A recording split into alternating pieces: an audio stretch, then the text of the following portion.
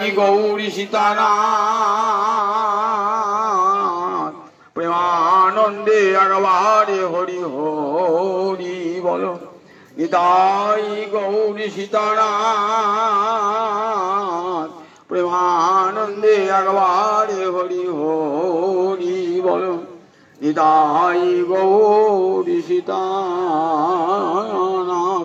प्रेमानंदे अगवार हरि हरि बोल। तत्कुंडलं गोकुले विराजमान यशोदाभिया उलुखला धावमानं परामृष्टमत्तं ततद्रुत गोपा। जय राधा दामोदर जय राधा दामोदर जय राधा दामोदर जय राधा दामोदर जय राधा दामोदर जय राधा दामोदर जय राधा दामोदर जय राधा दामोदर जय राधा दामोदर। भक्तबिंदेर चरणे आमार कोटि कोटि दंडवत प्रणिपात। गा सुपर्णा सजुजा सखाया समानं वृक्षं परिशस्य जाते तयोरन्न पिप्पलं साधुवत्ति अनस्नन अन्न अभिचाकशीति। समाने वृक्षे पुरुष निमग्न अनिशया शोचति मुज्जमान जुष्टं यदा पश्यति अन्नमीशं अस्य महिमानम् इति बीतशोक। এই মন্ত্রটি কোথায় আছে? মুন্ডক উপনিষদে। উপনিষদ বেদের মস্তক স্বরূপ। বেদের চারটে স্তর। ভারতবর্ষের সমস্ত ধর্মের এবং শাস্ত্রের মূল হলো বেদ। যদি কেউ বেদকে অস্বীকার করেন তাহলে সেই ধর্ম আর্য ঋষিরা স্বীকার করেন নাই। জৈন এবং বৌদ্ধ কত বড় ধর্ম, এককালে ভারতবর্ষ ছাড়িয়ে তার প্রসার ঘটেছিল, কিন্তু আর্য ঋষিরা গ্রহণ করেন নাই, কারণ তারা ছিল বেদ বিরোধী। ভারতবর্ষে হিন্দু ধর্মের এবং শাস্ত্রের উৎস হল বেদ। সেই বেদের চারটে স্তর, ভাগ নয়, চারটে স্তর। প্রথম স্তরে সংহিতা, দ্বিতীয় স্তরে ব্রাহ্মণ, তৃতীয় স্তরে আরণ্যক, চতুর্থ স্তরে উপনিষদ। এই উপনিষদকে বলা হয় বেদের মৌরি অর্থাৎ মস্তক স্বরূপ। এই প্রতিটি বেদের শ্লোককে কি বলে? মন্ত্র বলে, শ্লোক বলে না। কেন? মননাথ ত্রায়তি, যা মনন করলে পারে অর্থাৎ চিন্তা করলে পারে ত্রাণ পাওয়া যায়, অর্থাৎ সংসার সাগর হতে মুক্তি পাওয়া যায়। বেদের ঋষিরা এই মন্ত্রগুলোকে দর্শন করেছিলেন, কেউ রচনা করেন নাই। চোখের সামনে ভেসে উঠেছিল।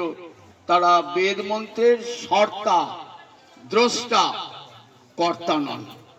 তারা দ্রষ্টা, বেদ মন্ত্রকে সাক্ষাৎ, যেন বেদ ভগবান, বেদ সাক্ষাৎ ভগবান, বেদ জননী তুল্যা। সেই বেদের মস্তক স্বরূপ উপনিষদ। এই উপনিষদকে কি বলতো? ব্রহ্মবিদ্যা। একে শাস্ত্রে বলতো পরাবিদ্যা, যেটা শিখলে পারে ব্রহ্মকে জানা যায়। ভারতবর্ষের ঋষিরা দুই প্রকার বিদ্যা দান করতেন। একটা বিদ্যার নাম ছিল অপরাবিদ্যা, আর একটা বিদ্যার নাম পরাবিদ্যা। আমরা স্কুলে, কলেজে, বিশ্ববিদ্যালয়ে যে লেখাপড়া শিখি সেটাকে বলে অপরাবিদ্যা, নিকৃষ্টা বিদ্যা, ভোগময়ী বিদ্যা। যে বিদ্যা শিখলে পারে অর্থ উপার্জন হয়, নাম যশ খ্যাতি হয়, বাড়ি ঘর টাকা পয়সা হয়, ভগবানকে পাওয়া যায় না ওই বিদ্যা দিয়ে। আর একটা বিদ্যা ছিল, তার নাম পরাবিদ্যা বা ব্রহ্মবিদ্যা। সেটি উপযুক্ত অধিকারী না হলে গুরুরা সেই বিদ্যা দান করতেন না। এই নাম ছিল পরাবিদ্যা। পরা মানে শ্রেষ্ঠা, ব্রহ্মবিদ্যা যে বিদ্যা লাভ করলে পরে ব্রহ্ম পরব্রহ্ম শ্রীহরিকে ভগবানকে জানা যায়, সেই বিদ্যার নাম ছিল ব্রহ্মবিদ্যা বা পরাবিদ্যা। উপনিষদকে বলা হয় পরাবিদ্যা। এই পরাবিদ্যায় কিন্তু যোগ্যতা অযোগ্যতা বিচার করা হতো। অপরাবিদ্যা সবার জন্য, কিন্তু পরাবিদ্যা সবার জন্য নয়। উপযুক্ত অধিকারী, যদি ব্রাহ্মণের ছেলে অনধিকারী হয় তাহলে সে পরাবিদ্যার স্থান পাবে না। যদি শূদ্রের ছেলে অতি নিম্ন শ্রেণীর মানুষের ছেলে, সে যদি ব্রহ্মবিদ্যার অভিলাষী হয় তাহলে সে ব্রহ্মবিদ্যা লাভের অধিকারী। ছান্দোগ্য উপনিষদে ঋষি একটা কাহিনী শুনেছে। গৌতম ঋষি তিনি ব্রহ্মবিদ্যা দান করেন। বহু ছাত্র পড়েন, সেখানে গিয়ে একটি ছেলে গিয়ে বলছে, জোড়হাত করে বলছে, গুরুদেব আমি আপনার কাছে ব্রহ্মবিদ্যা শিখতে ইচ্ছুক। তোমার নাম কি? তোমার পিতার নাম কি? তোমার মাতার নাম কি? তোমার গোত্র কি? বংশ পরিচয় কি? বলে, আমি তো যার যার ছোট ছেলে, আমি মাকে জিজ্ঞাসা করব। মায়ের কাছে গেল। মা নদীর তীরে একটা কুঁড়ে বেঁধে থাকে, সে পরিচারিকা, ঝিবৃত্তি করে। সে বলছে, দেখ বাবা, আমি তো পরের বাড়ি পরিচারিকাগিরি করে জীবন কাটাই, আমি তোর পিতার নামও জানি না, তুই আমার সন্তান এইটুকু আমি জানি। তুই বলবি আমার নাম সত্যকাম, আমি আমার মায়ের নাম জবালা। তুই জবালার সন্তান, তুই জবাল বলবি। আবার ছেলেটি গুরুদেবের কাছে গিয়েছে। কি নাম তোমার? বলে, আমার নাম জাবাল সত্যকাম। তোমার পিতার নাম কি? জানি না। গোত্র কি? জানি না। কি জাতি? জানি না। অন্যান্য ছাত্র সব হাসাহাসি করছে। যার সমাজে পিতৃ পরিচয় নাই, বংশ পরিচয় নাই, তাকে তো সবাই হীন চোখে দেখবে। অন্যান্য ছাত্রেরা হীন চোখে দেখছে, কিন্তু গুরুদেব কেমন দেখুন। গুরুদেব গৌতম উঠে দাঁড়ালেন। উঠে দাঁড়িয়ে, আয় সত্যকাম, আমার কাছে আয় বলে জড়িয়ে ধরলেন। জড়িয়ে ধরলে বলেন, তোমরা হাসছো কেন? আজকে এই আমার এই সন্তানটি ব্রহ্মবিদ্যা লাভের উপযুক্ত। তুমি সত্য কথা বলেছো, তার জন্য তুমি ব্রহ্মবিদ্যা লাভের উপযুক্ত অধিকারী।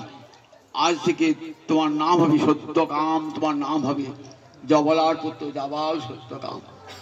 তাহলে বুঝি উপনিষদ কেমন ব্রহ্মবিদ্যা ছিল। অধিকারী ছাড়া এই ব্রহ্মবিদ্যা দান করা হতো না। এই উপনিষদ গুরুর কাছে থেকে বসে পড়তে হতো। উপমানের সমীপে নিপূর্বক সদ্ধাতুর অর্থ কাছে বসা।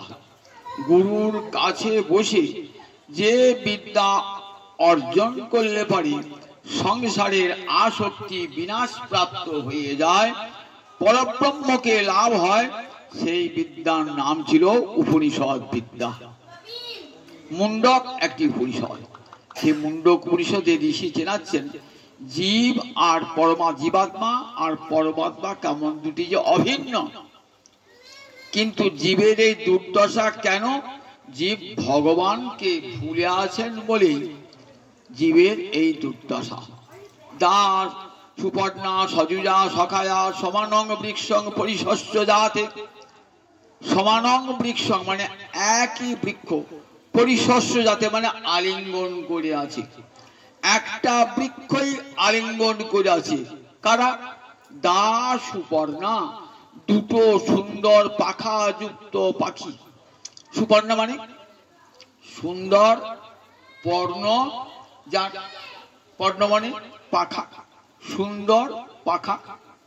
একটি জীবাত্মা আর একটি পরমাত্মা এই দেহ বৃক্ষে বসে আছে। সজুজা সমান যোগ, দুটি চেতন। জীবাত্মারও চৈতন্য আছে, পরমাত্মারও চৈতন্য আছে। তারা দুজন পরস্পর বন্ধু, পরস্পর বন্ধু। সখায়া, কারণ জীবাত্মা পরমাত্মারই তো অংশ, পরমাত্মা থেকে এসেছে, তাই পরমাত্মার সঙ্গে সে অভিন্ন। পরমাত্মা গোবিন্দ, জীবাত্মা জীব, ভগবানের সঙ্গে তার সম্পর্ক কেমন বললেন? ভগবানের একটা উভয় সমান চৈতন্যযুক্ত এবং উভয়ের সখা। তয়োরণ্য পিপ্পলং সাধু অত্তি, তাদের একজন কি খাচ্ছে না কর্মফল ভোগ করছে। এই দেহবৃক্ষে দুটি ফল আছে, একটি পুণ্য ফল, একটি পাপ ফল। এই দুটি ফল ভোগ করছে কে? একটা পাখি তয়োরণ্য, সে ফল ভোগ করছে। আর একটা পাখি অন্য অভিচাকশিতি, সে চেয়ে চেয়ে দেখছে, সে কোনো ফল ভোগ করে নাই, সে চেয়ে চেয়ে দেখছে অভিচাকশিতি। এই ফল ভোগ করছে কে? ওই জীব পাখিটি ফল ভোগ করছে। পাপের ফল, পুণ্যের ফল ভোগ করবার জন্য তার এই সংসারে আসা। পাপের ফল, পুণ্যের ফল কেমন করে পাই আমরা? কর্ম করলেই তার ফল আছে। যদি পুণ্য কর্ম করি তার ফল পুণ্য, আর যদি পাপ কর্ম করে থাকি তার পাপ ভোগ করতে হবে। এমনি করে জীব পুণ্য ফল, পাপ ফল ভোগ করছে। দেহবৃক্ষে দুটো ফল, একটা পুণ্য, একটা পাপ। পিপ্পলং সাধু অত্তি মানে ভোজন করছে, ভোগ করছে। কখনো কখনো সে ব্রাহ্মণ কুলে জন্মিয়ে, ধনী কুলে জন্মিয়ে, যশ প্রতিষ্ঠা, লেখাপড়া শেখা, প্রচুর টাকা পয়সা অর্জন করলো। আবার কখনো সে অতি দরিদ্রহীন পরিবারে জন্ম করে ভিক্ষাবৃত্তি করে বহু কষ্টে দিন যাপন করল। ভাগবত শুনিয়েছেন কেমন জানো? সারমেয় যথা। সারমেয় মানে কি? কুকুরের নাম কি? সারমেয়। স্বর্গের কুকুরের নাম সরমা, তার সন্তান বলে সব কুকুরকে আমরা কি বলি? সারমেয়। সার মানে কুকুর। ক্ষুৎপরিত যথা দীন সারমেয় গৃহং গৃহং। ক্ষুৎপরিত মানে ক্ষুধায় কাতর হয়ে কুকুর যেমন এক বাড়ি থেকে আর এক বাড়িতে যায়। কোন বাড়ি থেকে দণ্ড লাঠি ঝাঁটা খেলো, আর কোন বাড়ি থেকে ওদনং দুটি অন্ন পেল। কোন বাড়ি থেকে এক টুকরো রুটি ফেলে দিলেন, দয়া হলো। কোন বাড়িতে গেলেন ঝাঁটা খেলেন। বলে জীবের দশা ঠিক এরকম। কোন জন্মে সুখ ভোগ করলাম, বড়লোকে গৃহে জন্মগ্রহণ করলাম, টাকা পয়সা উপার্জন করলাম। আবার একটা জন্মে এমন জন্মালাম অতি হীন পরিবারে, দুবেলা দুমুঠো অন্নও জুটছে না। কুকুরের মতো দশা। সারমেয় ক্ষুৎপরিত যথা দীন সারমেয় গৃহ। এমনি করে আমরা কর্ম ফল ভোগ করবার জন্য বারবার যাচ্ছি আর আসছি। গীতা পড়ে দেখবে, গতাগত কাম কামা লভন্তে। একবার যাওয়া, একবার আসা। যতদিন এই কর্ম ফল ধ্বংস না হচ্ছে ততদিন আপনাকে আসতে হবে। আর কর্মফলটা কেন হয়? কামনার জন্য, কামনা বাসনা। এ জন্মে আমার বাড়ি হলো না, আমার প্রতিবেশী কত সুন্দর বাড়ি, আমার গাড়ি হলো না, এই কামনা করতে করতেই মরে গেলেন। আবার পরজন্ম আসতে হবে ওই কাম্য বস্তু পূরণ করবার জন্য। কামনা ছাড়া আমার মরবার সময় অন্তরে কামনা নিয়েই মরছি। কৃষ্ণ নাম নিয়ে তো মরছি না, কামনা নিয়েই মরছি। আমার যেন আমার পরজন্মে আমার যেন টাকা পয়সা ধন দৌলত হয়, বড় বাড়ি গাড়ি হয়, এনে আছে। আবার সেটা ভোগ করবো যেন আবার আসতে হবে। এমনি করি একবার যাওয়া আর একবার আসা। যতদিন কামনা ধ্বংস না হচ্ছে ততদিন কর্মফল ভোগ করতে হবে। সমানে বৃক্ষে পুরুষ নিমগ্ন। একই গাছে বসে আছে দুটো পাখি, একজন কর্মফল ভোগ করে না, অর্থাৎ পরমাত্মা সে দ্রষ্টা, চেয়ে চেয়ে দেখছে, তার কোনো কর্মফল নাই। গীতায় ভগবান বলছেন, নমাং কর্মাণি লিম্পন্তি নমে কর্ম ফলে স্পৃহা। আমি কোনো কর্মে লিপ্ত হই না, সুতরাং আমার কোনো কর্ম ফলও নাই। আমি জন্মগ্রহণ করি স্বেচ্ছায়, তুমি জন্মগ্রহণ করো কর্ম বসে। আমার জন্মটা কর্মের জন্যে, ভগবানের জন্মটা লীলায় স্বেচ্ছায়, দুটো জন্ম পৃথক। ভগবানের জন্ম আর আমার জন্ম তো এক নয়। ভগবানের জন্মটা হলো অবতরণ, আর তার গমনটা হলো অপ্রকট, লীলা অপ্রকট, লীলা অদর্শন। আমার জন্ম আছে, আবার মৃত্যু আছে। ভগবানের মৃত্যু নাই, ভগবানের জন্ম নাই। স্বেচ্ছায় তিনি লীলা তার নরদেহ প্রকটিত করেন, কখনো মৎস্য, কখনো কূর্ম, কখনো বরাহ, কখনো নরদেহ। সমানে বৃক্ষে পুরুষ নিমগ্ন, একই গাছে রয়েছে অনিশয়া শোচতি মুহ্যমান। একজনে কোন দুঃখ শোক দুঃখ স্পর্শ করছে না, আর একটা পাখিকে শোক দুঃখ স্পর্শ করছে। কেন? অনিশয়া, ভগবানের দিকে মুখটা নাই বলে। ঈশ্বর মানে ভগবান, অনিশয়া মানে ভগবানকে দেখি না, সংসারকে দেখি। তা বলে অনিশয়া শোচতি মুহ্যমান, মহগ্রস্ত। কিরকম মহগ্রস্ত হয়েছি? সংসারটা কি সার বলে জেনেছি, যেটা সং মাত্র তাকে সার বলে ভেবেছি। ঠাকুর রামকৃষ্ণ বলতেন না, সংসারে সং, এই সংটাই সার, সংটাই মনে আছে, সারটাকে চিনতে পারলাম না, সংসারে সংটাই দেখছি। স্ত্রী পুত্র যারা কেউ আমার নিজের নয়, যারা কেউ আমার ছিল না, কেউ আমার পরে থাকবে না, তাকে সত্য বলে আঁকড়ে ধরেছি। আর যিনি আমার আগেও ছিলেন, সঙ্গেও আছেন, আবার ভবিষ্যতেও থাকবেন, সেই ভগবানকে আমরা কেউ মনে রাখি না। অনিশয়া বলেন, তাই ভগবানকে ভুলে আছি বলি শোচতি, তুমি শোক দুঃখ পাচ্ছ। কবিরাজ গোস্বামী পাল এই বেদ মন্ত্রটি কেমন সুন্দর বাংলা পড়ার ছন্দে অনুবাদ করালেন। দেখুন, কৃষ্ণ ভুলি সেই জীবী অনাদি বহির মুখ, অতএব মায়া তারে দেয় ভীষণ দুঃখ। কভু স্বর্গে উঠায়, কভু নরকে চুবায়, দণ্ডজনে রাজা যেন নদীতে চুবায়। কৃষ্ণ ভুলি সেই জীব অনাদি বহির্মুখ, ভগবানকে চিরকাল ভুলে আছি আমরা। এই যতদিন ভুলে থাকবো ততদিন দুঃখ কষ্ট ভোগ করতে হবে। কৃষ্ণ ভুলি সেই জীব অনাদি বহির্মুখ। জানি না কোন পাপ বশত, কোন পাপে ভগবানের দিকে মুখটা আমার নাই। একই গাছে রয়েছি তো, ভগবান রয়েছেন পিছনে, আর আমার মুখটা কোন দিকে? সংসারের দিকে, ভগবান সংসারের দিকে। পরাঞ্চি খানি ব্যতিনত স্বয়ম্ভু। আবার উপনিষদ বলছেন, খ মানে ইন্দ্রিয়, খানি মানে ইন্দ্রিয় সমূহ। কটা ইন্দ্রিয় আছে? 11টা ইন্দ্রিয়, 5টা জ্ঞানেন্দ্রিয়, 5টা কর্মেন্দ্রিয়, একটা অন্তরেন্দ্রিয়। এই যে 11টা ইন্দ্রিয়, এদের মুখগুলা কোন দিকে? এরা মুখগুলো পরাঞ্চি মানে পরাঙ্গমুখ, সংসারের দিকে। ভোগের জন্য আকুল, জগতে রূপ রস শব্দ গন্ধ স্পর্শ ভোগ করবার জন্য আকুল।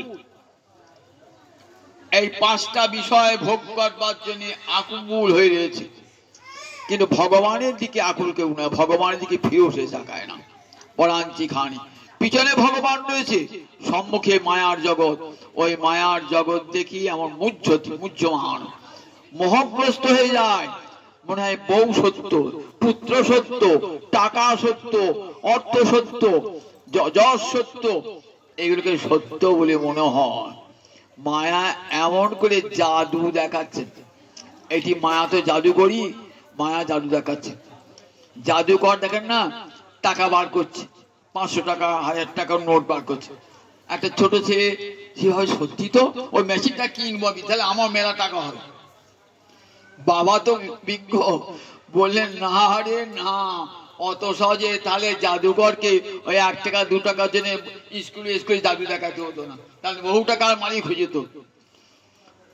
দেখুন, মায়া দেখাচ্ছে ঠিক, জাদুকর এই জগতে জাদুকর যখন দেখা, আমি দেখছি বাবা হ্যাঁ একটা 5 টাকার নোট বেরিয়ে এলো, আমি চোখের সামনে দেখছি 5 টাকার নোট বেরিয়ে এলো।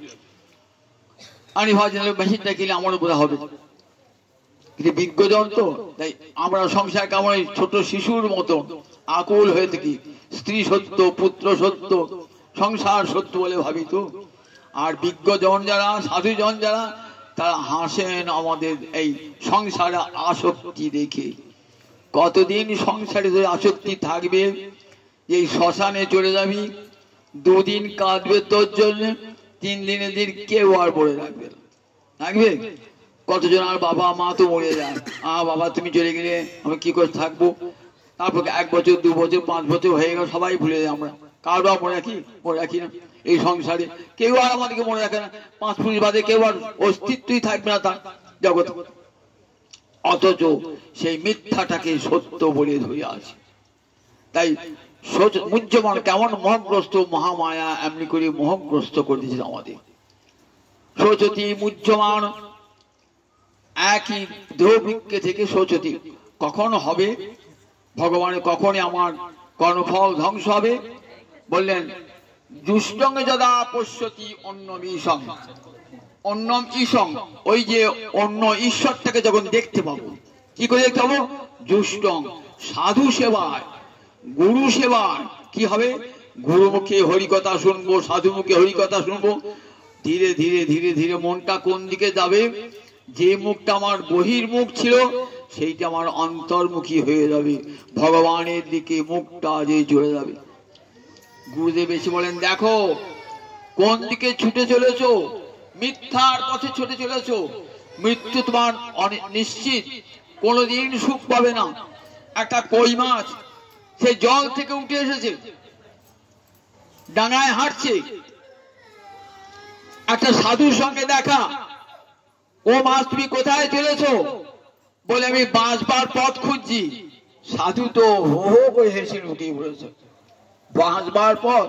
তুমি তো মরবার পথে ছুটছো, বাঁচবে কি করে? যত যাবে ডাঙায় তত তোমার মৃত্যু ত্বরান্বিত। তাহলে সাধু বাবা বাঁচবো কি করে? এই যে জল থেকে তুমি এসেছো সেই জলে যাও। আমার মুখটা যেদিকে আছে আমি মুখটা ঘুরিয়ে দিচ্ছি, যাও। মুখটা যাই ঘুরিয়ে দিল, মাছটা যে জলে পড়লো অমনি সে বেঁচে গেল।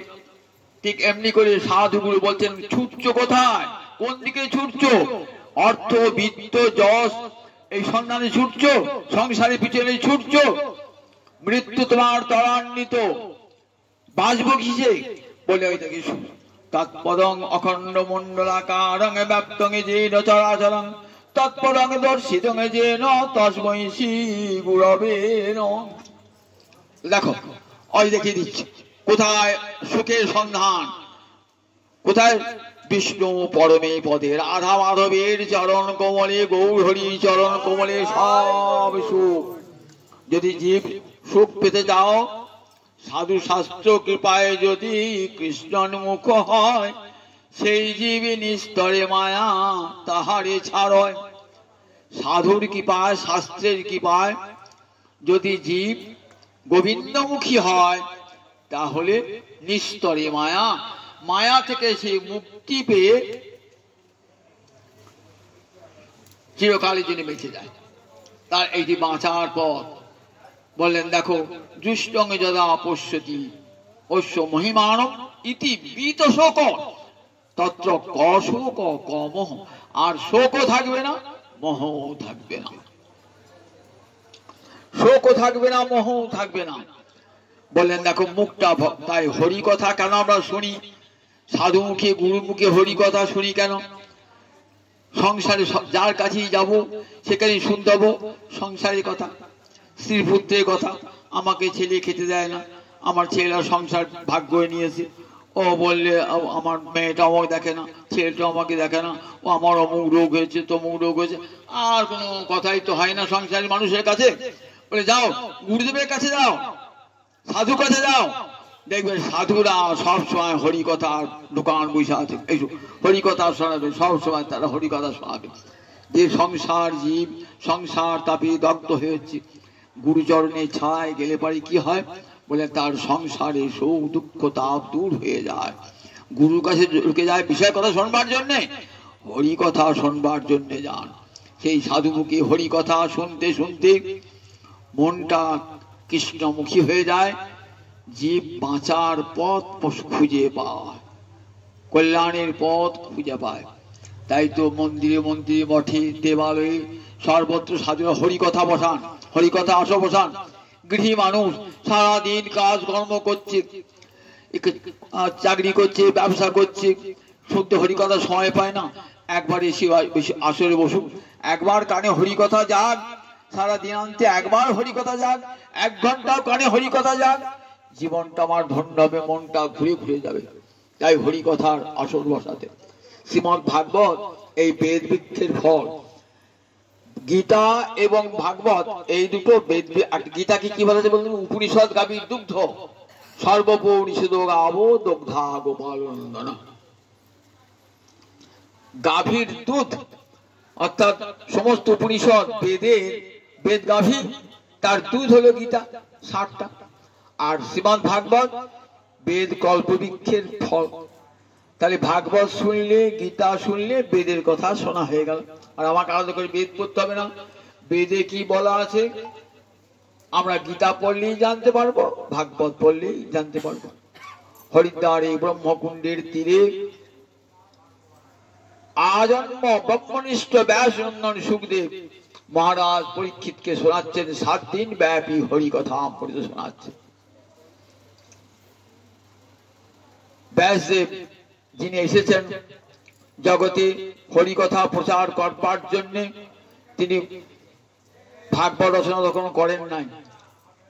17খানি মহাপুরাণ রচনা করেছেন, মহাভারত রচনা করেছেন,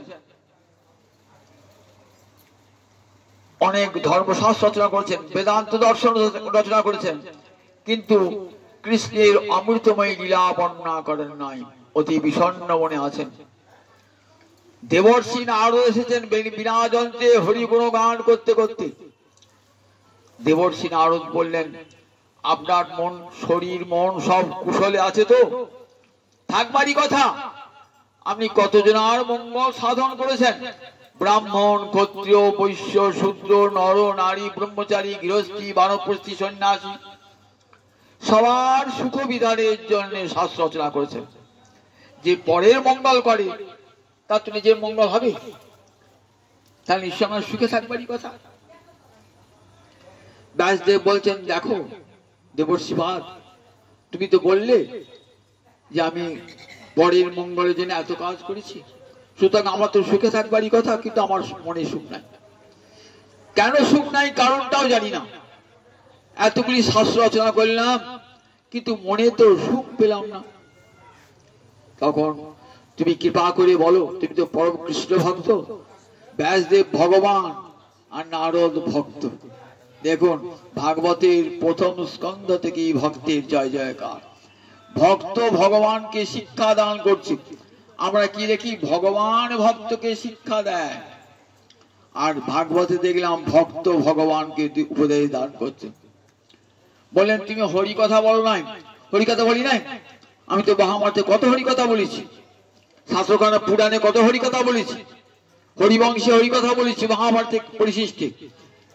বললেন সেটা প্রসঙ্গ ক্রমে, প্রধান রূপে নয়। ধর্ম, অর্থ, কাম, মোক্ষ, এই 4টি কি বলে? পুরুষার্থ। ধর্ম, অর্থ, কাম।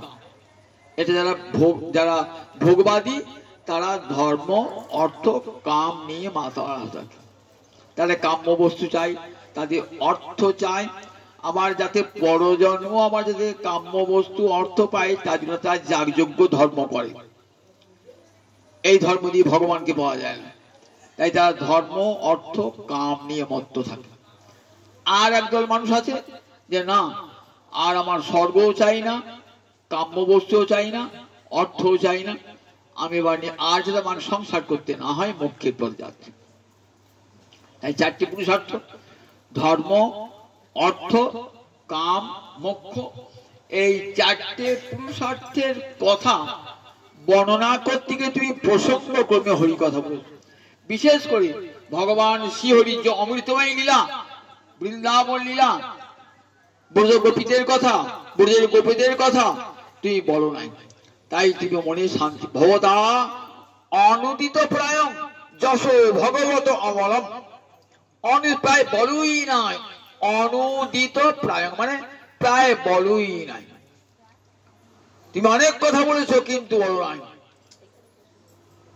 বললেন যথা ধর্মাদয়শ্চার্থ, যেমন করে ধর্ম অর্থ কাম মোক্ষের কথা বলেছো, ন তথা বাসুদেবস্য মহিমা ধর্মবর্ণিত, তেমনি করে গোবিন্দের মহিমা বর্ণিত হয় নাই। তুমি সেই গোবিন্দের মহিমা জগতের জীবকে শোনাও। কি করে শোনাবো? বললেন সমাধিনাতম অনুস্বর তদ বিচেষ্টিত, ভক্তি যোগে সমাহিত হয়ে ভগবানের লীলাকে সাক্ষাৎ দর্শন করো। আর দর্শন করে উরুক্রমস্য অখিল বন্ধ মুক্তয়ে, বললেন অখিল বন্ধ মুক্তয়ে, অখিল অনন্তকরী ব্রহ্মাণ্ডের জীব তাদের মুক্তির জন্য উরুক্রম ভগবান শ্রীহরির অমৃতময় লীলা বর্ণনা করো। বললেন শোনো ব্যাসদেব, আমার হৃদয়ে যে হরিভক্তি দেখছো না, এই হরিভক্তি কিন্তু একদিনে হয় নাই। কেমন করে হয়েছে জানো? সাধু সঙ্গে না থাকলে হরিভক্তি লাভ হয় না। শোনো দেবর্ষিপাদ, শোনো ব্রহ্মর্ষিপাদ, আমার জীবনের কাহিনী তোমাকে শোনাবো। নারদ শোনাচ্ছেন নিজের জীবনের কাহিনী ব্রহ্মর্ষি ব্যাস। বলছেন অতীত ভাবে অর্থাৎ পূর্ব কল্পে, কল্প কাকে বলে?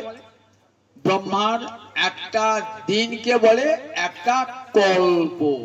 ব্রহ্মার একটা দিন কি করে হয়? ব্রহ্মা একটা দিন সত্য ত্রেতা দাপর কলি, এই চারটে যুগ আছে কি বলে? চতুর্যুগ। একাত্তর চতুর্যুগে এক মন্বন্তর, 14 মন্বন্তরে ব্রহ্মার একটা দিন। একটা দিন হলো একটা কল্প। একটা কল্প কত সময় লাগে? 14 মন্বন্তরে ব্রহ্মার একটা দিন, আবার 14 মন্বন্তরে ব্রহ্মার একটা রাত্রি। মানে আমি আগের কল্পে অতীত ভাবে আমি কি ছিলাম? এক দাস্যা পুত্র, এক দাসীর পুত্র ছিলাম। পূর্বকল্পে আমি একটা দাসীর ঘরে জন্মিয়েছিলাম। দাসী মানে পরের বাড়িতে পরিচারিকা বৃত্তি করে। আমার মা ছিল একটি ঝি। এক ব্রাহ্মণ, এক বেদবাদী ব্রাহ্মণ, সেই ব্রাহ্মণের গৃহে আমার মা কি করতেন? পরিচারিকা বৃত্তি করতেন। ব্রাহ্মণ কিন্তু বেদজ্ঞ ব্রাহ্মণ, উপযুক্ত জায়গায় পড়িয়েছিলেন। তাই দেখুন উপযুক্ত জায়গায়, সেখানে কারা আসতেন? এই চাতুর্মাস্য ব্রত করবার জন্য সাধুরা ঋষিরা আসতেন। এই চাতুর্মাস্য ব্রত শেষ হলো। চাতুর্মাস্য ব্রত কবে শেষ হলো? কবে আরম্ভ হয়েছে? রথের পর কি একাদশী? স্বয়ং একাদশী। ভালো করে দেখো, রথের পর হয়ে যায় গোবিন্দ ঘুমুতে চলে যায়। রথে বেড়ি টেরি এসে গোবিন্দের ঘুম এসে যায়। গোবিন্দ শুয়ে পড়ে অনন্তনাগকে শয্যা করে। 4 মাস ঘুমবে, নাগ ডাকিয়ে ঘুমবে ভগবান। তারপর উঠবে কবে? এই কাল, আজকে উঠে পড়েছে উত্থান দ্বাদশী, আজ ঠাকুর উঠে পড়েছে। এইবার উঠে পড়েছেন তো এই চাতুর্মা, এই 4 মাস যে শুয়ে থাকেন, এই 4 মাসকে কি বলে? 4 মাসে ব্রত করেন সবাই। কি ব্রতের নাম? চাতুর্মাস্য ব্রত। দামোদর ব্রত আমরা যে কার্তিক মাসে করি, ওই চাতুর্মাস্য ব্রতের অন্তর্গত হলো এই দামোদর ব্রত। সবাই 4 মাস করতে পারে না বলে অনেকেই দামোদর ব্রতটাই করে। চাতুর্মাস্য ব্রত, এই চাতুর্মাস্য ব্রতের সময় সাধুরা ঋষিরা আর বনে জঙ্গলে থাকতেন না। কোথায় আসতেন? সংসারী সাধু ব্যক্তির গৃহে, সজ্জন ব্যক্তির গৃহে। যার তার গৃহে সাধু আসবেন না, যার তার গৃহে আসবে না, ভোগী ব্যক্তির গৃহে আসবেন না। সজ্জন বিদ্বান, সজ্জন হরিভক্তি পরায়ণ এমন ব্রাহ্মণের গৃহে তারা এসে কি করতেন? এসে তারা গোবিন্দ সেবা করতেন। ভিক্ষা করে আনতেন। কারু দেওয়া জিনিস খাবেন না, ভিক্ষা করে এনে গোবিন্দ সেবায় লাগিয়ে ভোজন করতেন, অতিথি অভ্যাগতকে দান করতেন। আমার মায়ের একটা বড় লাভ হয়ে গেল। ব্রাহ্মণ বলেন, যতদিন এই সাধুরা থাকবে না ততদিন তুমি সাধুদের সেবা করো। মায়ের বড় সৌভাগ্য লাভ হয়ে গেল। আমার মা সেই 4টি মাস সাধুদের সেবা করলেন প্রাণ ভরে। মা সেবা করতেন তো, আর আমি সাধুদের দেখতাম। সাধুরা কি করতেন, ভিক্ষা করে এনে ভোগ লাগাতেন, ভোগ লাগিয়ে গোবিন্দ প্রসাদ পেতেন, পাতাগুলো ফেলে দিতেন। আমি দেখতাম পাতায় অন্ন লেগে আছে, খাবার লেগে আছে। আমি কি করতাম, আমি সাধুদিকে বলতাম যে তোমাদের প্রসাদ খাবো, সাধুরা বলতেন খাও। তখন তাদের সেই পাতায় ফেলা প্রসাদ উচ্ছিষ্ট আমি গ্রহণ করতাম। দেখেছেন তো সাধুদের উচ্ছিষ্ট। বৈষ্ণবের পদ ধুলি তাহে মোর স্নান কেলি, তর্পণ মোর বৈষ্ণবের নাম, বিচার করিয়া মনে ভক্তি রস আস্বাদনে, মধ্যস্থ শ্রী ভাগবত পুরাণ, বৈষ্ণবের উচ্ছিষ্ট তাহে মোর মননিষ্ঠ, বৈষ্ণবের নামে তে উল্লাস, বৃন্দাবনে চবুতারা তাহে মোর মনোহরা, কহে দিন নরোত্তম দাস। বৈষ্ণবের পদধূলি, বৈষ্ণবের পা ধোয়া জল আর বৈষ্ণবের উচ্ছিষ্ট, এই তিনের ভয়ঙ্কর শক্তি। যারা ভক্তি অঙ্গের ভজন করেন, ভক্ত পদ রজ আর ভক্ত পদ জল, ভক্ত ভুক্ত শেষ, এই তিন সাধনের মল। ভক্ত পদ রজ, ভক্ত পদ জল আর ভক্ত ভুক্ত শেষ, এই তিন সাধনের বল। কোন সাধনে? ভক্তি সাধনের বল মানে শক্তি দান করে। তাই বৈষ্ণবের উচ্ছিষ্ট খেলে কি হয়, সব পাপ সমূলে ধ্বংস প্রাপ্ত হয়। ভগবান শ্রীহরির চরণে সুনির্মলা ভক্তি লাভ হয়ে যায়। তাই বৈষ্ণব উচ্ছিষ্টের এত মহামহিমা। দেবর্ষী নারদ জগৎবাসীকে ঘোষণা করিলেন, আমি তো একটা ঝিয়ের ছেলে, আমি খেতাম উচ্ছিষ্টলে পান, অনুমোদিত, তাদের অনুমতি নিয়ে খেতাম। খেতে খেতে কি হলো, অপাস্ত কিলবিষ, কিলবিষ মানে পাপ, সব পাপ চলে গেল, অন্তর নির্মল হয়ে গেল। অন্তরটাকে শুদ্ধ করবার জন্য আমরা কত সাধন করি, জ্ঞান যোগ তপস্যা। উদ্দেশ্য একটাই, আমার যেন চিত্তটা শুদ্ধ হয়। চিত্ত শুদ্ধ না হলে কোনো ভজন হবে না। হবে, আমার চিত্তে এক গাদা ময়লা পড়েছে, কি সাধন করব? সাধন করতে গেলে তো আমার নোংরা গুলো বেরিয়ে আসবে। চিত্ত শুদ্ধ না হলে ভজন হয় না। চিত্ত শুদ্ধ, চিত্ত শুদ্ধ, চিত্ত শুদ্ধ করবার জন্য কি করেন, জ্ঞানী জ্ঞান সাধন করে, যোগী যোগ সাধন করে, কেউ তপস্যা করে, কেউ বেদ পাঠ করে চিত্তকে নির্মল করবার জন্য। দেখুন, চিত্তকে নির্মল করবার কত সহজ পথ বৈষ্ণব কোন বলে গেছেন। কোথাও যেতে হবে না, বলে ভক্তের পদধূলি অঙ্গে মাখো, ভক্তের পা ধোয়া জল খাও, আর ভক্তের ভুক্ত শেষ খাও। বললেন দেখো, অন্তরে হরি ভক্তি লাভ হয়ে যাবে, অন্তরে হরি ভক্তি লাভ হয়ে যাবে। আমরা গৌলীলা দেখেছি, গৌলীলা দেখেছেন তো? রঘুনাথ দাস গোস্বামী নাম শুনেছেন? ছয় গোসাই গোসাই রঘুনাথ দাস গোস্বামী সম্পর্কে তার এক খুড়া, জ্ঞাতি খুড়া ছিল, তার নাম ছিল কালিদাস। কালিদাস কি করতেন, এই রাঢ়বঙ্গের যত বৈষ্ণব ছিল না, সবার ঝুটা, ঝুটা মানে উচ্ছিষ্ট খেয়েছে, একজনে খাওয়া হয় না। সে কে বলুন দেখেনি? ঝরু ঠাকুর। ঝরু ঠাকুর দেখবে যখন 64 মন্ত্রে ভোগ লাগানো হয় না, তখন ঝরু ঠাকুর হরিদাস ঠাকুরের একটু পাশে দেওয়া হয়, কারণ ওরা কখনো অন্য পঙ্গতে বসে খাবেন না, রহিমান আমরা নিয়েছি, ঝরু ঠাকুরকে দেওয়া হয়। সেই ঝরু ঠাকুর কিন্তু জাতি থেকে আয়স্থ, আর ঝরু ঠাকুর ভুইমালি, আর কালিদাস কায়স্থ, ঝরু ঠাকুর ভূমি মালি, জাতিতে নিচু, আর কালিদাস কায়স্থ। তা কাদের ইচ্ছে সবার তো উচ্ছিষ্ট খেলাম, ওই ঝরু ঠাকুরের উচ্ছিষ্ট খাওয়া হয় না। যতক্ষণ না খাচ্ছি ততক্ষণ তো আমার মনে শান্তি আসছে। একদিন ঝরু ঠাকুর বাড়ি চলে গেছে। কখন? এই জ্যৈষ্ঠী আষাঢ় মাসে পাকা আম নিয়ে গেছে। তোমার ঠাকুরের সেবায় লাগিও। ঝরু ঠাকুর খুব আনন্দিত, আমার গৃহে আপনার চরণধুলি পড়েছে, আমার গৃহে আমি ব্রাহ্মণের গৃহে চাল দিয়ে আসছি, আপনি সেখানে ভোজন করবেন। বলে ব্রাহ্মণ গৃহে খাবার জন্য আমি আসি নাই, বামুনের বাড়িতে খাবার জন্য আসি নাই। কোথায় এসছো? তোমার উচ্ছিষ্ট খাবার। ছি ছি ছি ছি ছি ছি, উচ্ছিষ্ট খাওয়ার জন্য এসেছি আমি। তুমি ভগবানকে ভোগ লাগাও, আর সে উচ্ছিষ্ট তুমি খাবে, তারপর আমি খাবো। বলে না, তা হয় না, আপনি জাতিটা পাচ্ছি উঁচু, আর আমি হলাম জাতিতে ভূমিমালি, আমি কাউ দিতে পারি? কিছুতেই দেবেন না। আর কালিদাসও যে আমি কিন্তু ঝরুর উচ্ছিষ্ট খাবই খাবো। সারা দিনটা কেটে গেল, কিছুতেই ঝরু দিলেন না, রান্নাও চাপালেন না। আম ফলটি দিয়ে হতাশ হয়ে বেরিয়ে আসছে। ঝরু পশ্চাৎ আসছে।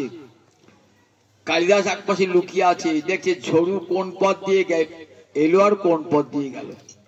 ঝরু যে বাড়ি ঢুকে পড়েছে না, ভগবানকে ভোগ লাগিয়েছে, আম ফলটা লাগিয়েছে, আম ফলটা খেয়েছে, পাশে একটা গলিতে ফেলে দিয়েছে। এবার ঝরু ঠাকুর বিশ্রাম নিচ্ছে। কালিদাস কিন্তু বাড়ি যায় না, কালিদাস তককে আছে। এইবার দেখেছেন কোন দিক দিয়ে ঝরু এসেছে, কোন দিকে এসেছে, সেই পথ দিয়ে, যাতে ঝরু জানতে না পারে, সেই পথের ধুলা মারতে মারতে মারতে মারতে ঠিক যেখানে আমের চোকাগুলি ফেলে দিয়েছেন না, সেই গলিতে গিয়েছে। গলির দিকে আমের চোকা খাচ্ছে, ঝরুর উচ্ছিষ্ট খাচ্ছে। তৃপ্তি হলো, বাড়ি ফিরে এলেন। এরপর পুরী গিয়েছেন। পুরী গিয়ে মহাপ্রভু জানতে পেরেছেন, অন্তর্যামী ভগবান, যে কালিদাস ঝরু ঠাকুরের উচ্ছিষ্ট খেয়েছে। মহাপ্রভু যখন জগন্নাথ মন্দির উঠতেন না, তখন গোবিন্দ সঙ্গে করে জল নিয়ে যেত, পাটা ধুয়ে দিত। জগন্নাথ মন্দির ওঠার আগে, মন্দির ওঠার আগে পাটা ধুয়ে দিত। একটা বড় গর্ত ছিল, সেখানে জল থাকতো। গোবিন্দ, তুমি এখানে দাঁড়িয়ে থাকবে, কেউ যেন জলটা না খায়। সেদিন যাচ্ছেন কালিদাস সঙ্গে সঙ্গে, মহাপ্রভুর সামনেই মহাপ্রভু চরণ ধোয়াচ্ছেন, এক অঞ্জলি জল খেয়ে নিলেন, আবার এক অঞ্জলি, 3 অঞ্জলি খেয়ে নিলেন। মহাপ্রভু নিষেধ করলেন না, বললেন আর না। কাকে দিলেন? কালিদাসকে দিলেন, কারণ কালিদাস ওই মহাপ্রভুর চরণ ধরতে জল পাওয়ার অধিকারী বলে। তারপরে ভোজন করার পর, মধ্যাহ্ন ভোজন করার পর গোবিন্দকে বলছেন, আমার উচ্ছিষ্টতা দিও। কাকে? ওই কালিদাসকে দিও। তাহলে দেখুন বৈষ্ণবের উচ্ছিষ্টের কেমন ফল দেখুন, স্বয়ং ভগবানের প্রসাদ পর্যন্ত পেয়ে গেলেন কালিদাস। তাই বলে আমি সেই সাধু ঋষিদের গোবিন্দের প্রসাদ উচ্ছিষ্ট ভোজন করলাম, আমার সব পাপ ধুয়ে মুছে গেল। এইবার সাধুদের চাতুর্মাস্য হয়ে গেছে, উত্থান করতে সাধু চলে যাবেন। এইবার আমি কাঁদছি, আমার তো 5 বছর বয়স, আমি বসে বসে হারি কথা শুনতাম, খুব ভালো লাগতো। আমাকে সাধুরা বলেন নাই, এই তুমি ছেলে মানুষ, 5 বছরের ছেলে, তুমি কি হরি কথা শুনে যাও, এখানে চলে যাও, বলেন নাই। দেখাচ্ছেন হরিভক্তিতে সবার অধিকার। 5 বছরের ছেলে হরিভক্তি অধিকার হয়? দেখুন 5 বছরের ধ্রুব, 5 বছরের প্রহ্লাদ, 5 বছরের নারদ, তাদের হরিভজনের অধিকার হয়েছে। তাদের জ্ঞানী অধিকার নাই, যোগ অধিকার নাই, তপস্যার অধিকার নাই, কিন্তু হরিভজন, শ্রীকৃষ্ণ ভজনে সবে অধিকারী, কুলেরও গৌরব নাই। কৃষ্ণ ভজন সবাই করতে পারে, কিবা পুরুষ, কিবা শূদ্র, কিবা নারী, হরিভজনে সবার অবাধ অধিকার। ভালো করে হরিভজন সার্বজনীন ধর্ম, সকলের ধর্ম। জগতের সবাই, নর নারী ব্রাহ্মণ থেকে একবারে চণ্ডাল পর্যন্ত, পুণ্যবান থেকে পাপিষ্ঠ পর্যন্ত, সবাই ভাগ্যবান থেকে ভাগ্যহীন পর্যন্ত, সবাই কৃষ্ণ ভজনের অধিকারী, নির্মাত্র অধিকারিতা। গোবিন্দ ভজনে সবার অধিকার। দেখাচ্ছেন নারদ, আমি তো একটা 5 বছর আবার দাসীর ছেলে, আমাকে আমাকে বসে বসে কথা শুনতাম, আমার খুব ভালো লাগতো শুনতে। আমি খেলাধুলা পরিত্যাগ করে আমি শুনতাম কথা। এইবার সাধুরা চলে যাবেন তো, আর তো শুনতে হবো না কথা। তখন সাধু আমাকে নিয়ে চলো। কি করে তোমাকে নিয়ে যাবো? তোমার মা রয়েছে তো, মায়ের সেবা করতে হবে না? দেখো, জননী জন্মৈশ্বর স্বর্গাদেবী গরিয়সী ভূমে গরিয়সী মাতা গর্ভধারণ পোষণাৎ অতহি ত্রিষু লোকেষু নাস্তি মাতৃ সমগুরু। মায়ের সেবা করতে হবে না? সংসার রয়েছে, তুই 5 বছর, মা তোমার আশায় বেঁচে আছে, মা তোমার বিধবা রমণী, তোমার আশায় তো মা বেঁচে আছে। তা মাকে দেখতে হবে না? জানো, মা মা স্বর্গের চেয়েও বড় মা। তোমাকে 10 মাস 10 দিন গর্ভে ধারণ করেছে, তোমাকে পালন করেছে, তোমাকে তো মাকে দেখতে হবে। মায়ের সেবা করো। পিতা মাতার সেবা না করলে ভগবানকে পাওয়া যায় না। মনটা বিষণ্ণ হয়ে গেল। সাধুরা মনে হবে সত্যি তো, আমার মনের সব অংশই গোবিন্দ গেছে, একটা অংশ পড়ে আছে কেন? মায়ের জন্য। আমার মা দুঃখিনী মা, পরের বাড়ি কাজ করে খায় মা, মায়ের জন্য একটু মনটা তো পড়ে থাকবে। সব ভাগ ভাবি, মনে মনে ভাবি যে গোবিন্দ আমাকে কেমন করে আর সব স্নেহহীন করে দাও, আর যেন কার প্রতি কোনো স্নেহ ভালোবাসা না থাকে, মমতা না থাকে। যতক্ষণ স্নেহ মমতা এগুলো সব বন্ধন, মায়ের স্নেহ মায়ের ভালোবাসা, পত্নীর স্নেহ ভালোবাসা সব কিন্তু বন্ধন, এগুলো মহামায়ার বন্ধন। এই বন্ধনে আমরা সব জড়িয়ে আছি। এই বন্ধন মুক্তি সাধনাই তো বড় সাধনা। ভক্তি সাধনা কি করে? ধীরে ধীরে সেই বন্ধনকে ছিন্ন করে দেন, ধীরে ধীরে ছিন্ন করে দেন। কিরকম জানেন তো? আগেকার দিনে চিঠি আসতো কিসে বলেন তো? খামে করে চিঠি আসতো,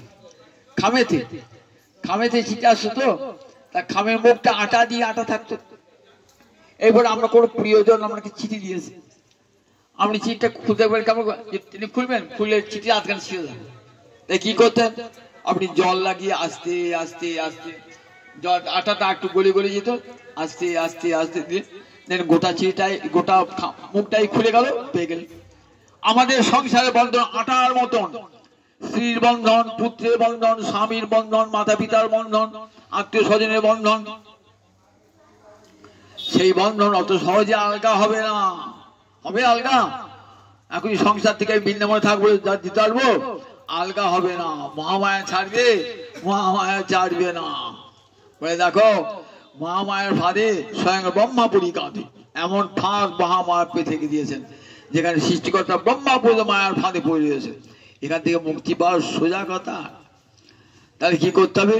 বলে দেখো, আটা যেমন জল দিয়ে যেমন আস্তে আস্তে আস্তে আটাকে সরানো হচ্ছে না, তেমনি প্রতিদিন সাধু কাছে বসে বসে একটু করে হরি কথা শোনো, একটু করে গীতা পাঠ করো, একটু করে জয় রাধা দামোদর জয় রাধা মাধব বলে কীর্তন করো। দেখবে আস্তে আস্তে ওই আটাটা আলগা হয়ে আছে। হতে হতে হতে একদিন মায়ার বন্ধন সব ছিন্ন ছিন্ন হয়ে যাবে, মায়ের বন্ধন ছিন্ন হয়ে যাবে। বলেন তাই দেখো, আমার মায়ের বন্ধন কি করে ছিন্ন হবে? মায়ের বন্ধন মাকে ফেলে যায় কেমন? সাধুর সঙ্গে যেতে চাইলাম, সাধুরা আমাকে সঙ্গে নিলেন না। সাধুরা চলে গেলেন তো মনটা আবার খুব উন্মনা হয়ে গেল। সাধু বলেন, দেখ আমরা গেলাম বটে, তোকে পরম সম্পদ দিয়ে গেলাম। একজন সাধু কৃপা করে আমাকে কানে মন্ত্র দিয়ে গেলেন, কানে মন্ত্র দিয়ে গেলেন আমাকে। এই 5 বছর বয়সে আমি মন্ত্র জপ, এই মন্ত্র জপ কর, তাহলে ঠিক তুই মনে শান্তি পাবি। আমি সেই মন্ত্র জপ করি, মনে মনে ভাবি কতদিনে আমার এই বন্ধন দশা যাবে, কতদিনে আমার বন্ধন দশা যাবে। যতক্ষণ উৎকণ্ঠা না আসছে ততক্ষণ ভগবত প্রাপ্তি হয় না। আপনার উৎকণ্ঠা এগিয়ে বৃদ্ধিপ্রাপ্ত হবে, আর ভগবানের করুণাও নেমে আসবে। দেখছেন না, মা যশোদা গোপালকে বাঁধতে যাচ্ছেন তো, যতবার বাঁধতে যাচ্ছেন 2 অঙ্গুলি কম, 3 নয়, 4 নয়, 5 নয়, 1 নয়, 2 অঙ্গুলি। এই 2 অঙ্গুলি কেমন তাৎপর্য? শ্রীজীব গোস্বামী পাল বলছেন, 1 অঙ্গুল হলো ভক্তের সাধনা, আর 1 অঙ্গুল হলো ভগবানের করুণা। সাধনা করে সাধক উপরে উঠবে, আর করুণা করে ভগবান নিচে নামবে, দুয়ের মিলন হয়ে যাবে। সাধন করতে হবে, তাই সাধন বলেন করতে করতে উৎকট থাকুক। আর কতদিনে বাবু, আরে কবে নিতাই চাঁদ করুণা করিবে, সংসার বাসনা কবে তুচ্ছ হবে, বিষয় ছাড়িয়া কবে শুদ্ধ হবে মন, কবে হামহের অবশে মধুর বৃন্দাবন। এইরকম আকুলতা যখন আসবে যে বৃন্দাবনী যমুনার তীরে তীরে হা রাধে হা গোবিন্দ বলে কেঁদে কেঁদে বেড়াবো, যেমন করে রূপ সনাতন বেরিয়েছিলেন ঠিক তেমনি করে কবে কাঁদবো, কবে কাঁদবো প্রভু যমুনার কুলে কুলে গিয়ে ওই গোবর্ধনের তটে বসে দাস গোস্বাইয়ের মতো কাঁদবো নয়ন জলে, হে রাধে হে কৃপাময়ী এইবার দয়া করো গো রাধে, ও হে বৃন্দাবন বিলাসিনী ধ্বনি এইবার দয়া করো গো রাধে, তোমার কাঙাল তোমায় ডাকে এইবার দয়া করো গো রাধে। গোসাইয়ের নয়নে জলে বুক ভেসে যায়, ব্রজের ধুলায় গড়া গড়ি যায় গো, মলিন বসন দিয়ে গায়, ব্রজের ধুলায় গড়া গড়ি যায় গো, রাধে দয়া করো বলে। কেমন সাধনা বলুন দেখি একবার।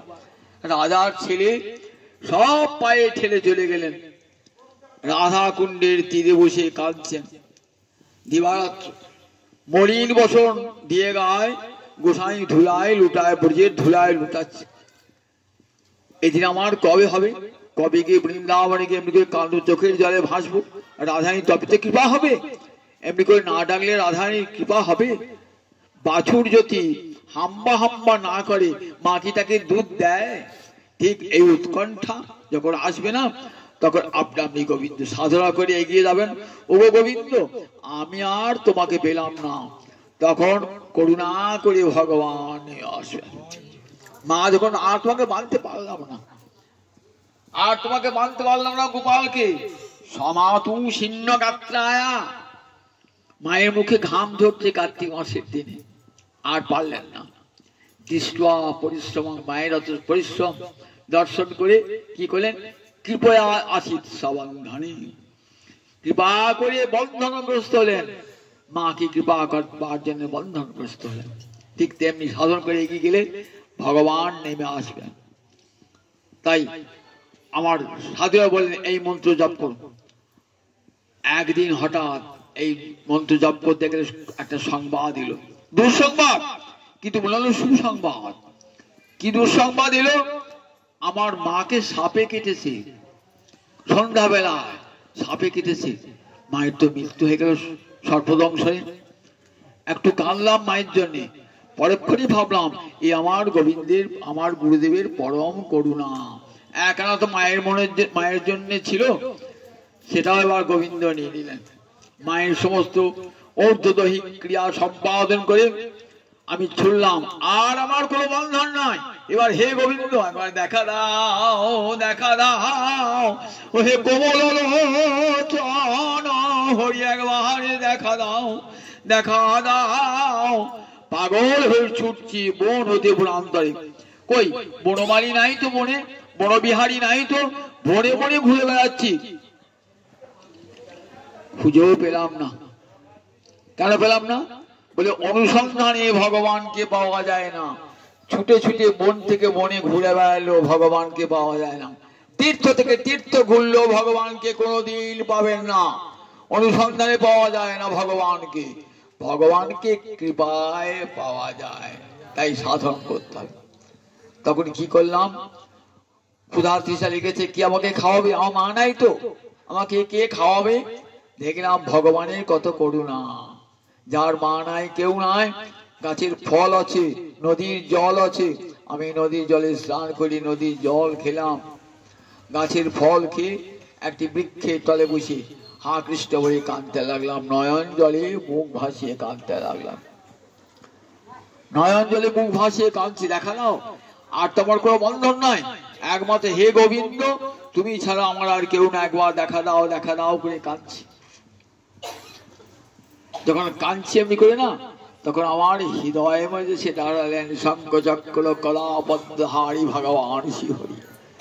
নয়ন মনোরভা সেই মূর্তি, নয়ন নারদ বৈকুণ্ঠের পরিকর, বৈকুণ্ঠে নারদ ভগবানকে কেমন দর্শন করেন, চারি ওই শঙ্খ চক্র গদা পদ্ম চারি হস্তে, গোপ বেশি বৈকুণ্ঠ নয়, চারি হস্তে শঙ্খ চক্র গদা পদ্ম হৃদয়ে মাঝে আবির্ভূত হয়েছে।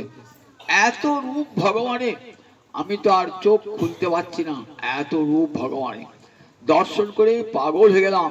আমার সব শোক তাপ সব দূর হয়ে গেল।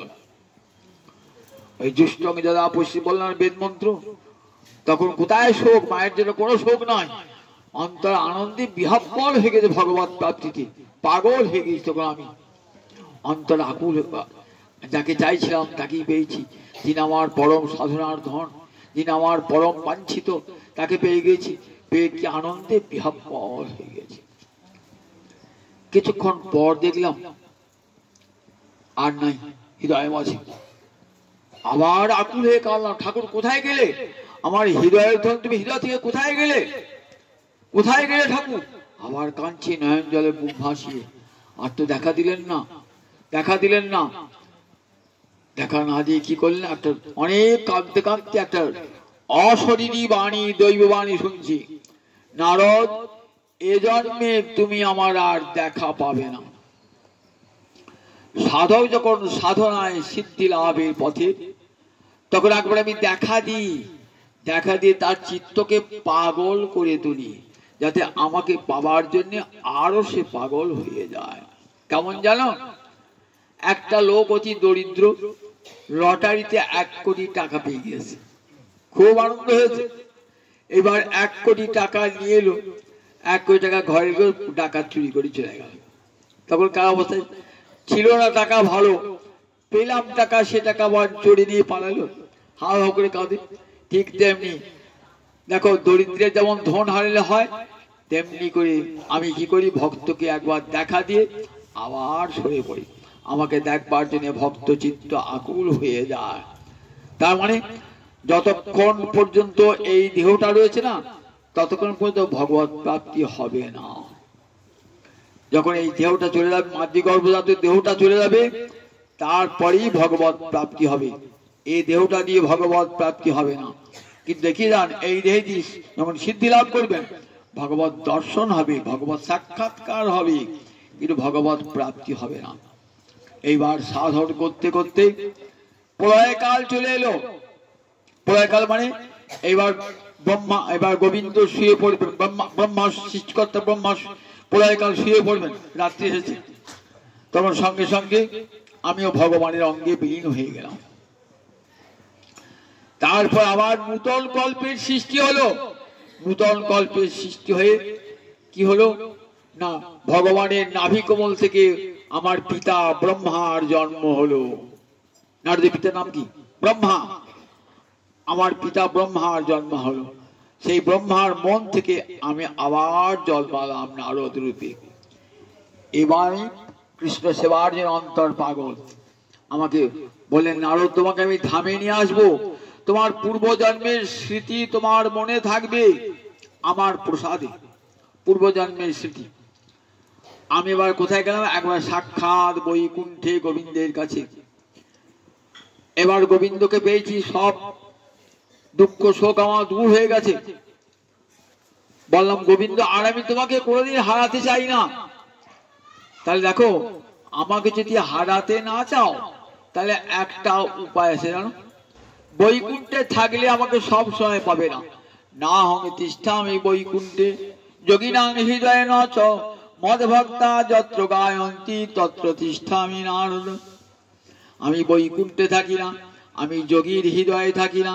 আমার ভক্ত যেখানে আমার গুণকীর্তন করে, আমি সেইখানে চলে যাই। নারদ আমাকে যদি পেতে হয় তাহলে কি করো, তুমি অহর্নিশ আমার হরে কৃষ্ণ কৃষ্ণ কৃষ্ণ হরে হরে, হরে রাম রাম রাম হরে হরে, এই নাম কীর্তন করো। আমি তোমাকে এই বীণা যন্ত্র দিলাম, এই বীণা যন্ত্র দিয়ে গোবিন্দ বীণা যন্ত্র দিলেন সরব্রহ্ম বিভূষিত। এই বীণা যন্ত্র নিয়ে তুমি কীর্তন করে করে বেড়াবে, জগতে শোক তাপগ্রস্ত মানুষ আনন্দ পাবে তোমার এই হরিনাম সংকীর্তনে।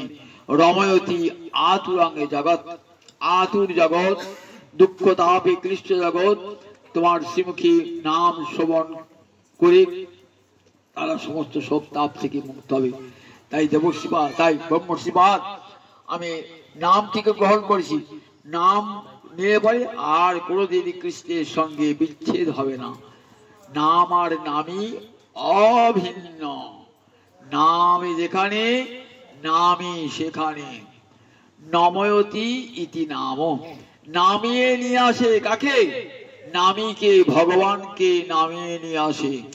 তাই আমার মহাপ্রভু বলেছেন কলিযুগে নামের মতন শক্তি আর কারো না। হরের নাম হরের নাম হরের নাম কেবলম, একমাত্র হরিনাম কলিযুগে মহাশক্তিধর হরিনাম। এই হরিনাম সব বাঞ্ছা পূর্ণ করতে পারেন। নাম চিন্তামণি কৃষ্ণ চৈতন্য রস বিগ্রহ। আমরা বাঞ্ছা পূর্ণ করবার জন্য কোন সাধুর কাছে গিয়ে মাদুরি নিতে হবে না, আংটি নিতে হবে না, ধর্ণা দিয়ে পড়ে থাকতে হবে না, কোথাও গিয়ে মানত করতে হবে না। হরিনামে আশ্রয় গ্রহণ করুন, সব বাঞ্ছা পূর্ণ হয়ে দেবে। নাম ও চিন্তামণি, চিন্তামণি মানে কি? সর্বাভীষ্ট দাতা। আপনি যা চাইবেন নাম আপনাকে তাই দান করবে। চিন্তামণি মানে কি? যা চিন্তা করবেন সেটা যে মণি দান করতে পারে চিন্তামণি বলে। তার নাম কি বলেছেন? চিন্তামণি। আপনি মনে হয় ভাবছেন আমার শরীরটা রোগটা এত ডাক্তার দেখাচ্ছি ভালো হচ্ছে না, নামে আশ্রয় গ্রহণ করুন। নামে রাধামোহন চন্দ্রবাবু যে আন্দাজবাবু দেখেছেন নামের কি শক্তি, মরা মানুষকে বাঁচিয়ে দিয়েছে, মরা মানুষের চৈতন্য এনেছেন। মরা মানুষের নামের অমোঘ শক্তি, কোথায় রোগ ছুট পালাবে। আকুল হে ডাকুন, আকুল আমি এত পাপ করেছি আমার কি বিনা কোনো প্রায়শ্চিত্ত করতে হবে না। সর্বমহাপ্রায়শ্চিত্ত যে প্রভুর নাম, সে প্রভু না চয়ে দেখে যত ভাগ্যবান। সর্বমহাপ্রায়শ্চিত্ত হরিনামের মতন প্রায়শ্চিত্ত আর জগতে নাই। সব পাপ ধ্বংস, সব পাপ ধ্বংস হবে। সংসার সুখ চাইছেন, সংসার অশান্তি, হরিনাম করুন। নামের কিবা বাড়ি বর্ষিত হবে, সংসারে সব অশান্তি পরীক্ষা করে দেখুন না কেন, সব অশান্তি দূরীভূত হয়ে যাবে। পাপ পিশাচ সব পালাবে, ভূত প্রেত সব পালাবে। নাম চিন্তামণি কলিযুগে মনে রাখবেন। আর ওই মাধুরী কবচ তাদের কোনো ফল নয়। কলিযুগে একমাত্র হরিনাম মহাশক্তিশালী নাম চিন্তামণি কৃষ্ণ চৈতন্য রস বিগ্রহ, সাক্ষাৎ চেতন নাম। নাম কিন্তু অচেতন নয়। এই জগতের লোকের নাম অচেতন।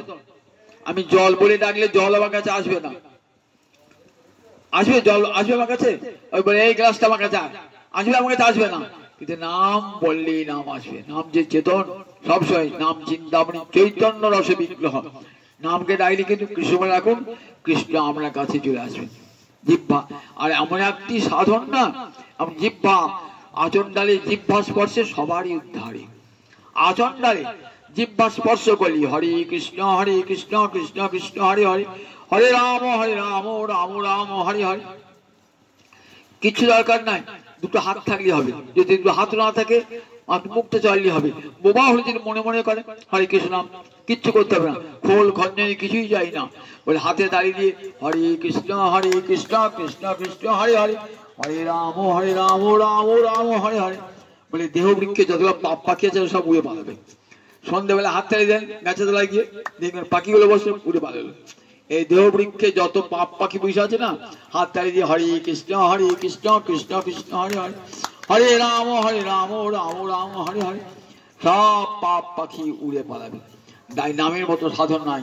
সেই নাম আমার মহাপ্রভুর দান।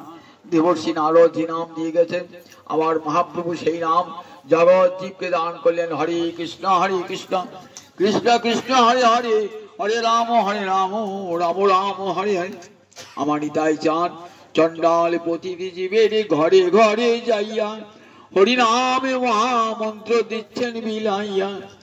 যারে দেখে তারে কহে দন্তে তিন ধরি আমারে কিনি আরো একবারে বল গৌর হরি। এমনি করে জগৎ জীবে নাম দিয়েছেন গৌর হরি নিতাই চাঁদ করুণার ঠাকুর। মনে রাখবেন এত বড় এমন করুণার ঠাকুর জগতে আসেন না।